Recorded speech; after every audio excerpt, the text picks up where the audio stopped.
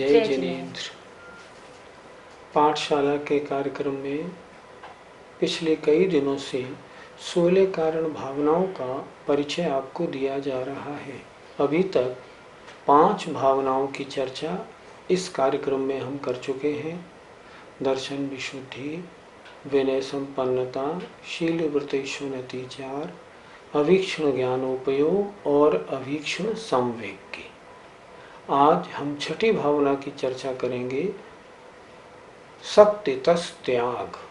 छठी भावना, आइए शुरू करते हैं। इसमें सबसे पहले आप बताइए कि शक्ति तस् त्याग भावना का स्वरूप क्या है। शक्ति तस् त्याग शब्द क्या कह रहे हैं? अपने शक्ति के अनुसार त्याग करना। त्याग किसका करना? पंचेंद्रियों के विषयों का त्याग करना, कषायों का त्याग करना, पाप का त्याग करना, जो बुरी आदतें हमारी हैं उनको छोड़ना। और किसका त्याग करना? हमें जो भाग्योदय से जो संपत्ति मिली है उस संपत्ति से, उसमें से भी दान देना।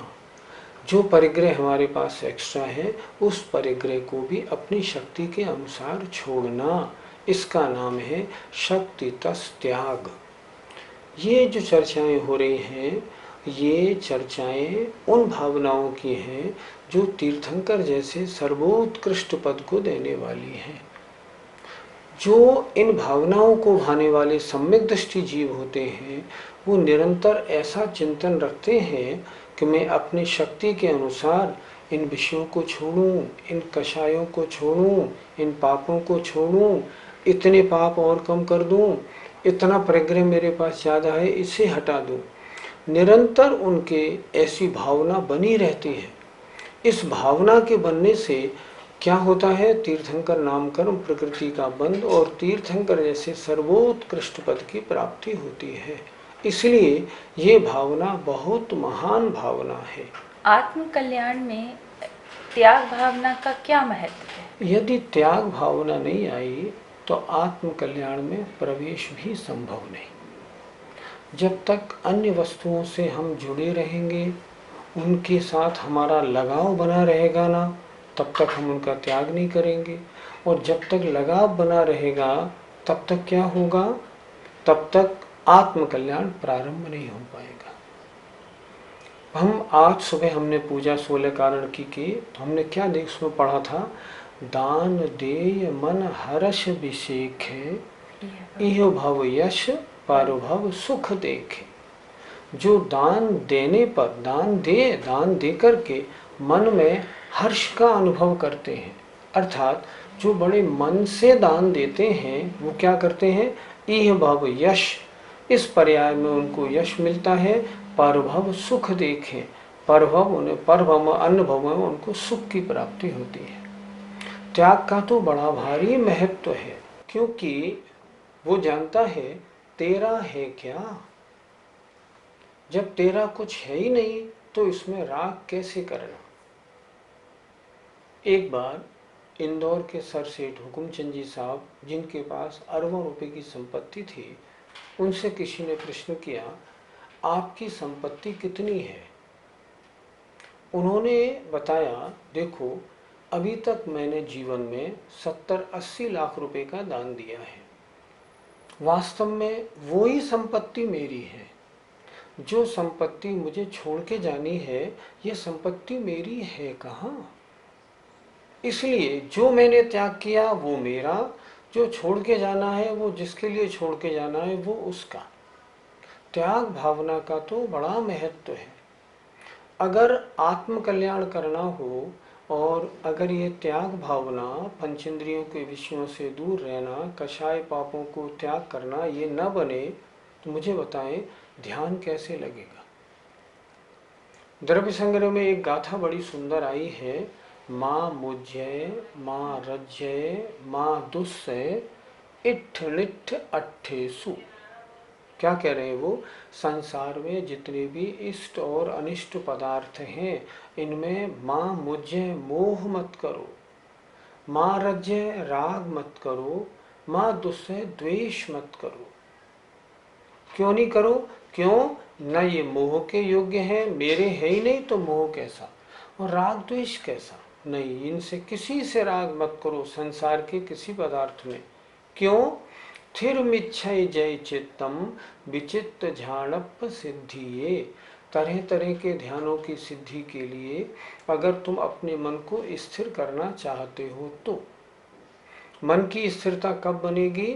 जब समस्त सांसारिक विषयों से अपनी दूरी बना ली जाएगी तब, अर्थात त्याग कर दिया जाएगा तब। अगर नहीं किया जाएगा, उसमें लगाव, उसमें मौत परिणाम बना रहेगा, तो आत्मकल्याण का प्रारंभ ही नहीं हो पाएगा। इसलिए आत्मकल्याण के प्रसंग में इस त्याग भावना का बहुत महत्व है। तो ये बताइए कि हमें फिर किस किस वस्तुओं का त्याग करना चाहिए? सबसे पहले तो जो सारी पापों का बाप है मिथ्यात्व, पहले तो उसका त्याग करें। अर्थात सच्चे देव शास्त्र गुरु के अलावा अन्य किसी देव शास्त्र गुरु की पूजा अर्चना वंदना का बिल्कुल त्याग कर लें। 7 तत्व 9 पदार्थ के ऊपर पक्का श्रद्धान बना ले। पहले तो मिथ्यात्व का त्याग करें। मिथ्यात्व के बाद अपने पास जो परिग्रह है, जो संपत्ति है, ये संपत्ति में से कितनी संपत्ति से मेरा काम चल जाएगा उतनी संपत्ति रखे, शेष का त्याग कर दे। अगर संपत्ति थोड़ी हो, मान लो मेरे पास 10 लाख रुपए हैं, तो 10 लाख रुपए तो मेरे जीवन को बहुत जरूरी है, फिर मैं क्या त्याग करूं? फिर ये नियम ले ले कि बस 50 लाख हो जाएंगे, फिर मैं नहीं कमाऊंगा। अपनी इच्छाओं को तो कंट्रोल तो करे, तो इतना त्याग करे, बस 50 लाख से ज़्यादा की मुझे वांछा नहीं है, इतना त्याग करे। और ज़्यादा हो तो ज़्यादा में से ज़्यादा को अपने पास से हटा के जो आवश्यक है उसे अपने पास रख ले, शेष सारी को अपने पास से हटा दे। अगर इतना करेगा तो बहुत अच्छा होगा। और किसका त्याग करे? कषायों का त्याग करे। मेरी किस कषाय की तीव्रता है, मैं कौन सा पाप ज़्यादा करता हूँ, मैं किस पाप में बड़ा लगा हुआ हूँ, किन विषयों के भोगने में मेरी लालसा बहुत है, मैं उनका त्याग करूँ। मुझे जिन चीज़ों का शौक है, ये शौक त्याग की तीव्रता से होता है, इन सबको मैं हटाऊँ। कहते हैं त्याग किस वस्तु का करें? जिससे सबसे ज़्यादा लगाव हो। थाली में 4 कटोरियाँ आई, 4 कटोरी में एक चीज़ मान लो खीर है और वो मुझे सबसे ज़्यादा प्रिय है। अगर त्याग करना है ना तो खीर का त्याग करो। इससे क्या होगा? इससे इंद्रियां वश में रहेंगी, आत्म कल्याण की ओर अग्रसरता होगी। कैसे? जिससे विशेष राग है ना, वो राग वाली वस्तु हट जाएगी तो कम राग रह जाएगा। राग की कमी होने से आहार में विशेष गृद्धता नहीं बनेगी। इसलिए हम किसका त्याग करें? हम पहले मिथ्यात्व का त्याग करें, कषायों का त्याग करें, पाप का त्याग करें, अपनी बुरी आदतों का त्याग करें। जो गुटखा खाते हैं वो गुटखा छोड़ें, जिन्हें पान मसाला अगर सिगरेट की आदत हो तो उसको छोड़ें, जो प्याज लहसुन खाते हैं वो उसका त्याग करें, जमीकंद अगर खाते हैं तो उसका त्याग करें। मैं तो ये कहता हूँ अनंत चतुर्दशी के दिन वर्ष में एक बार भी हम अपने अच्छे बुरे कार्यों का आंकड़ा देख लिया करें और अपनी चीज़ में से, अपने दैनिक कार्यों में से 2-4 वस्तु हटाते चलें, तो एक दिन वो आएगा जब हमारा जीवन बहुत साफ सुथरा हो जाएगा। इसलिए त्याग भाव का आत्म कल्याण के साथ बहुत संबंध है। त्याग और दान में क्या अंतर है? शक्ति तस त्याग और दान 2 चीजें। त्याग उसे कहते हैं जो वस्तु पूरी छोड़ दी जाती है। दान उसे कहते हैं कुछ रख के कुछ छोड़ा जाता है। हमारे पास 50 लाख रुपए हैं, हमने 25,000 रुपये दान में दिए, ये दान। और किसी ने घर परिवार सारा छोड़ दिया और दीक्षा ले ली, ये हुआ त्याग। त्याग में वस्तु पूरी छोड़ी जाती है और दान में वस्तु का अंश छोड़ा जाता है। त्याग ये मुनिगण करते हैं, ये आरिका छुल्लक एलक आदि बड़े बड़े महाराज करते हैं। दान गृहस्थ देता है जो गृहस्थी में रह रहा है, मैं अपनी वस्तुओं में से इतनी वस्तु को छोड़ता हूँ, इसका नाम है दान। ये बताइए कि दान कितने प्रकार का होता है? दान 4 प्रकार का होता है। हम में से बहुत से लोग जानते भी हैं। आहार दान, औषधि दान, ज्ञान दान और अभय दान। 3 प्रकार के पात्रों को, अर्थात उत्तम, मध्यम और जघन्य पात्रों को आहार देना। कैसा आहार? शुद्ध आहार, प्राशुक आहार प्रदान करना, इसका नाम है आहार दान। जो पात्र हैं 3 प्रकार के, उनको आत्म कल्याण के लिए, ज्ञानार्जन करने के लिए योग शास्त्र दान में देना। महाराज आप इसे पढ़िए, बड़ा सुंदर नया ग्रंथ निकला है ये ज्ञान दान। तीसरा औषधि दान। इन पात्रों के लिए शुद्ध औषधि लेकर उनका इलाज कराना, योग वैद्य आदि को ला करके उनको दिखाना। अगर कोई बीमारी हो गई है तो उसके लिए उपचार आदि कराना, ये होता है औषधि दान। और अभय दान, साधु या पात्रों के रहने के लिए क्षेत्रों पर धर्मशालाएं, संतशालाएं आदि बनवाना, उनकी और सब व्यवस्था अनुकूलता प्रदान करना ताकि उनकी साधना अच्छी हो सके, ये होता है अभय दान। 4 प्रकार का दान होता है। आपने जो अभी 4 प्रकार के दान बताए, उनमें से सर्वश्रेष्ठ दान कौन सा है? हमने साधु को आहार दिया, कितने समय चला? 24 घंटे। क्षुधा की प्रबलता फिर हो गई। हमने उपचार किया, बीमारी ठीक हो गई, साधु ठीक हो गए। ठहरने के लिए धर्मशाला, संतशाला बनवाई, कोई आया ठहरा और चला गया। मतलब ये 3 दान इसी भव में कार्यकारी होते हैं और कुछ समय के लिए कार्यकारी होते हैं। लेकिन अगर हमने किसी को ज्ञान दिया है तो वो ज्ञान तो उसको जन्म जन्म तक साथ देता है और उसके कल्याण में कारण बनता है। आचार्यों ने लिखा है, ज्ञान के समान अन्य दान है ही नहीं। तो हमें क्या करना चाहिए? सर्वप्रथम ज्ञान दान पर सबसे ज्यादा जोर देना चाहिए। ज्ञान दान भव भव में उस जीव के आत्मा का कल्याण करने वाला होता है, इसलिए ज्ञान दान सर्वश्रेष्ठ। हम गृहस्थों को अपनी आय का कितना भाग दान में देना चाहिए, इस बारे में शास्त्रों में क्या वर्णन मिलता है? शास्त्रों में वर्णन लिखा है कि हम अपनी आय का यदि 25%, 1/4 दान में देते हैं तो ये उत्कृष्ट है। पहले तो हम आय और बचत में अंतर समझ लें। हमने दुकान पर कमाया, 50,000 रुपये महीने की बचत होती है और उसमें से हम 40-45 हजार रुपये महीना खर्च कर लेते हैं, 5,000 बचते हैं। आय कितनी मानी जाएगी? 50,000। बचत कितनी मानी जाएगी? 5,000। तो आय का 25% देना है, बचत का 25% नहीं। हम लोग क्या करते हैं, आय के अनुसार अपने खर्च बांट लेते हैं।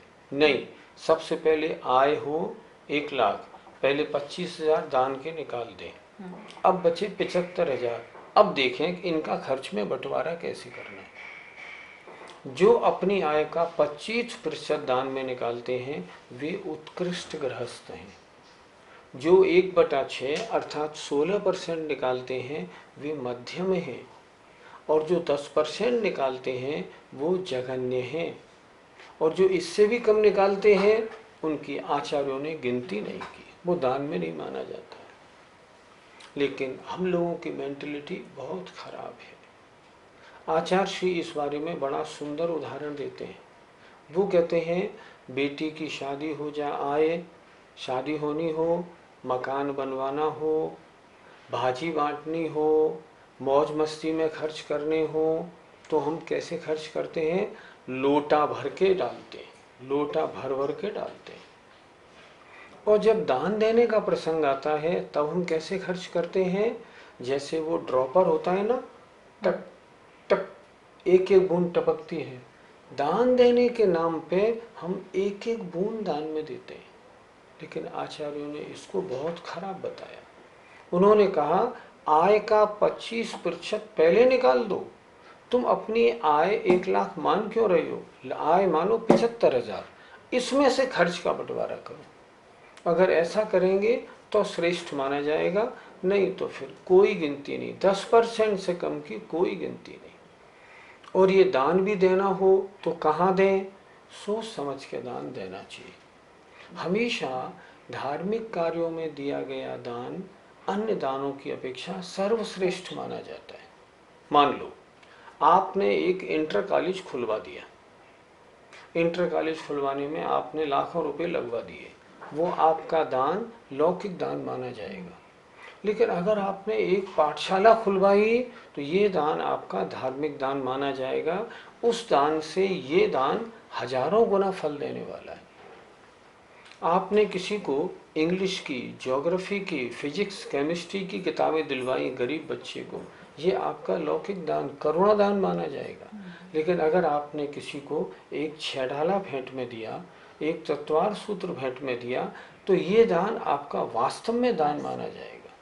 ये दान बहुत अधिक फलदायी है, अन्य दान की कोई कीमत विशेष नहीं। इसलिए जब भी दान दे पहले सोचे मेरे दान का एक एक पैसा धर्म में लगना चाहिए। इसका विचार करके योग्य पात्रों को दान दे। वास्तव में शक्तितस त्याग के सच्चे अधिकारी कौन है? सच्चे अधिकारी तो मुनि महाराज, जो मिथ्यात्व, कषाय, पंचेंद्रियों के विषय, समस्त परिग्रह का जिन्होंने त्याग कर दिया है, अपनी आत्मा में लीन रहते हैं, इस भावना के सच्चे अधिकारी तो वो हैं। लेकिन ये शक्तितस त्याग भावना गृहस्थों के द्वारा भी भाई जाती है। और उन्होंने लिखा है ना, दान देय मन हर्ष अभिषेक है, इह भव यश पर भव सुख देखे। इसलिए दान देने का अधिकार श्रावक और मुनियों को दोनों हैं। वास्तव में तो मुनि महाराज हैं, लेकिन अपनी शक्ति के अनुसार हम सब गृहस्थों को भी यथाशक्ति अपनी बुरी आदतों को, कषाय और पापों को छोड़ना चाहिए और अपनी संपत्ति में से भी शक्ति अनुसार जरूर दान करना चाहिए। दान नहीं है तो जीवन व्यर्थ है। मुझे उम्मीद है कि शक्तितस त्याग भावना को आपने अच्छी तरह से सुना होगा और जीवन में कुछ न कुछ करने का अवश्य विचार करेंगे। अगर निरंतर ऐसी भावना रखेंगे कि मैं और किसको छोड़ूं और किसका त्याग करूं और कौन सी गलत आदत अपने पास से हटाऊं, निरंतर रखेंगे तो शक्तितस त्याग नाम की भावना होगी, जो तीर्थंकर पद के प्राप्त कराने वाली, तीर्थंकर नाम कर्म का बंद कराने वाली होगी। ये भावना कितनी महान है। आइए, जय जय।